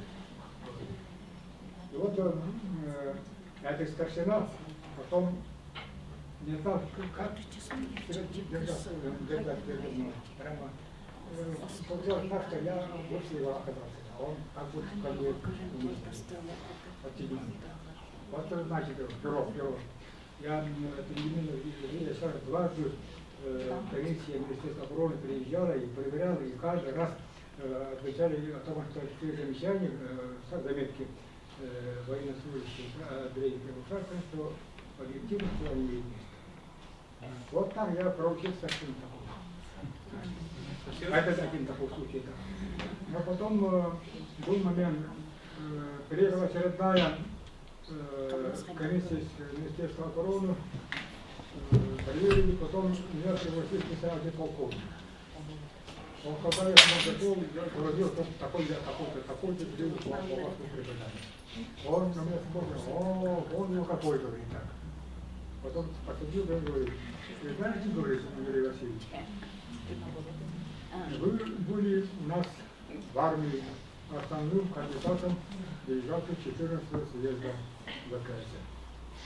Рассказал, там по всей армии 10-я гвардейская противовоздушная армия. Мы составляли армию. По всей армии искали достойных кандидатов, было много людей. Потом отобрали, остались в конце вас только двое. Был первый, потом ваш был. А вы успели за это время вступить в членов Компартии, КПСС. А там требование такое, делегатом съезда комсомола должен был обязательно комсомольец, воин комсомольец. Вот вместо власти мы отправили вас удобрили. Вот это тот эпизод был такой действительно, правда, я говорю, неплохо слушал. И это один момент. Теперь к году студенчества была моя фотография, когда я рядом стоя наблюдаю за игрой Михаила Таня. Наверное, вы не знаете, это был годовик, если прямо такой здесь мирового масштаба чемпиона мира был. Он играл в детстве, все время, когда делал очень быстро левую руку. Правую руку держит вот так. Потом только я заметил, оказывается, вот эти два пальца, вот эти, указательные вот эти пальцы, они прошлись вместе, прямо с рождения. Как-то так чемпион мира, как не могли так, это операция, не должна быть трудно, наверное, операция, да? Вот так классный сейчас только левую руку. Но заискали блестящий сохранность.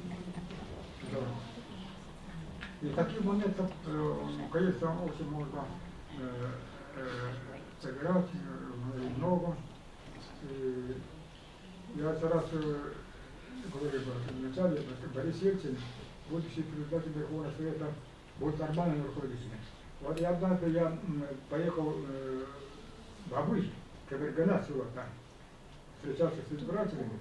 Кабергана, утром я принимаю избирателей, заходит одна женщина, говорит, со мной вылетел, поэтому там людей много, моя очередь у меня не дойдет, поэтому я вот вам подготовил письмо, и в самолете почитайте, пожалуйста. Я взял кондор, и он полетел так. И прочитал. Она пишет об истории трудовой деятельности своего мужа. Он пишет о том, что очень долго работает в области сельского хозяйства, долго работает директором совхоза детского органа, вот, но до сих пор не имеет абсолютно никакой награды, и вот вроде никак не пишет. И вот, если возможно, вы, может быть, на это обратите внимание, может быть, добьетесь того, чтобы мой труд моего мужа был как-то отличен. Вот такой был письмо. Я поехал в Москву и сразу написал письмо Ельцину. Вот кто-то сказал, это совхоза, директор, это прочее, показатель письма привел по качественным показателям рыборства. И попросил там все, попросил присвоить ему звание заслуженного работника сельского хозяйства РСФСР. И пошло в октябре, открываю российскую газету, там указ Ельцина. По присвоению святого Николая Дмитриевича вот звание заслуженный работник сельского хозяйства РСФСР. Потом вот так было. И потом, значит, Михаил Ефимович Николаев, будущий президент Якутии, поехал в Бабуль, и эту награду вручили мне. Потом только вот уже года 3 или 4 назад я узнал, потому что они все, оказывается, были уверены в том, что именно вот Михаил Николаев его выдвинул на звание. Это было мое предложение, он Ельцин потом открыть и присвоили это. Вот такой год. Вот 5 не было. Ельцин не всегда был таким против деятелем. Если бы не избрали президентом России, он бы остался таким нормальным человеком в истории. Это ну, пожалуй, все. Ты сказал, я был очень долго говорить. Хорошо, спасибо большое. Так, есть еще вопросы? Для начала хотелось бы поблагодарить Андрея Васильевича за интересное выступление. Было крайне интересно слушать ваши стихотворения с первых уст, так сказать. И вопрос. Вы являетесь президентом Ассоциации коренных малочисленных народов Севера с 1989 года, как я помню. И как, по вашему мнению, изменились приоритеты, задачи этой ассоциации? Изменились ли они по сравнению с первыми годами образования? Изменились ли приоритеты, задачи ассоциации? Да. Нет, ассоциация коренных малочисленных народов Севера Республики Саха-Якутия — это дело всей моей жизни. абсолютно приоритеты остались прежние, ничего не изменилось. И ассоциация с самого начала всегда стояла за права и свободы коренных малочисленных народов Севера, Республики Саха-Якутия. Действительно, нами сделано очень многое, и сегодня многие вопросы, проблемы решили положительно. Сейчас, как раньше, у нас в ассоциации нет таких острых противоречий с органами государственной власти, потому что они присутствуют. И поэтому на владение нашей ассоциации они приглашают обязательно на свои большие мероприятия, нас не забывают.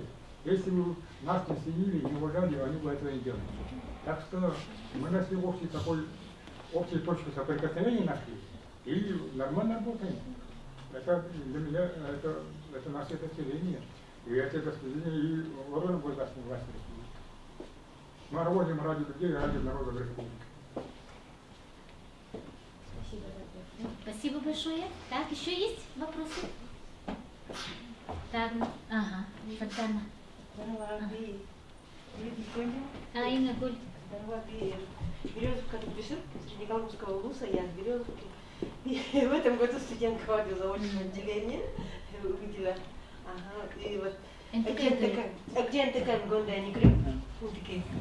Бихин джонто расставать джонто, хунгал дahar, minakmu bisin, minu bica, mu akmuda, namorton gondetino. Oh ya kain erek bayar ngalam bayar bi no jontor stangat duk evindak bisin. Orang cuma jual. Oh orang gamde kan ya kain bica mutike, bakal ni muthwa bakal jejak namor bikin jan majek gondetin. Tapi yang butuh kuris mutike menyan mutaya pago dahirin ko ya. Tarang exam galam gondaku, tarang no akmu. Macam exam galam gondjawan, kalau Pode. Peritin, pode ayaurin. Di ultima dani kerja, bikin jauh terusin tanggal ni, hotel budaya mut, udil bu, dokong malbu, bida jauh ni, udil dekat tempat ni, terau. On ni ajam ajat ko dokong bila, kucak iri jam ketu, ajat ko irim ili. Литературная яма, оказывается, бешнеда, творчество. Тарагу едем, элегу, мы так себе уйдем, тарагу не буду, я не говорю. Значит, я понял, ваши стихи, это ваши стихи ваши, да? Стихи ваши. Стихи ваши? Ага, есть, ага. Эти стихи надо, вы передайте, соберите, передайте Андрею Анатольевичу. Я возьму ее, Wie moest het? Die was er ook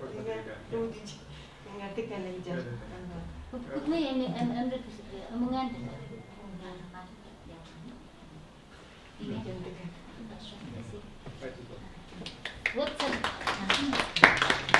Сардана Ивановна, наша студентка, которая в этом году поступила, она закончила, между прочим, педучилище. Мы вместе с ней выросли в поселке Березовка. Вот в такой среде, как она разговаривает, мы выросли. Так что вот Сардана сейчас говорит о том, что она сама пишет стихи, и хотела бы, конечно, ее показать Андрею Васильевичу. Но наш, чуть не сказала вечер, наша встреча на этом заканчивается. Ну давайте поблагодарим еще раз Андрея Васильевича. Ага, давайте. Перед тем, как полнобайте, потому, во-первых, я благодарен вам за такую очень теплую, хорошую встречу. И пользуясь этим моментом, я хотел бы при вас выразить мою огромную благодарность Варваре Борисовне, которая очень много делает для пропаганды литератур коренных малочисленных народов Севера Республики. Она доктор наук и конкретно очень много раз выступала по моим произведениям. И для нас это большая радость. И мы поэтому Варвару Борисовну очень уважаем, ценим, высоко держим ее имя. И каждому ее слову внимательно прислушиваемся. И я очень рад тем, что вас учит, вам преподает, читает лекции именно человек с такой высокой подготовки, как Варвара Борисовна Окорокова. Спасибо, Варвара Борисовна. Вам, дорогие ребята, хорошую учебу, чтобы теперь ее платили. К вам хорошо относились преподаватели, старшие товарищи, чтобы вы навсегда оставили себе самую такую теплую, светлую память в годах учебы Сенагатур Прекрасного института государственного Северо-Восточного федерального университета. Это для вас останется на всю вашу жизнь, чтобы вы при больших трудностях, когда если что-то не получится, вы всегда думали о своем университете, что приходили к своим преподавателям, рассказывали о своих трудностях, они всегда вам пойдут навстречу. Если совсем ничего не получается, там, найдите других товарищей, которые могут для вас слово сказать. Если ко мне обратитесь, я обещаю вам, я не оставлю без внимания подобного рода вращения и так далее. И в опытном, в моральном плане я вас всегда поддерживаю. Поэтому что я сегодня очень доволен этой встречей. Поэтому с самого начала я сказал, что в конце года мы еще раз встретимся в таком плане, но только без подарков.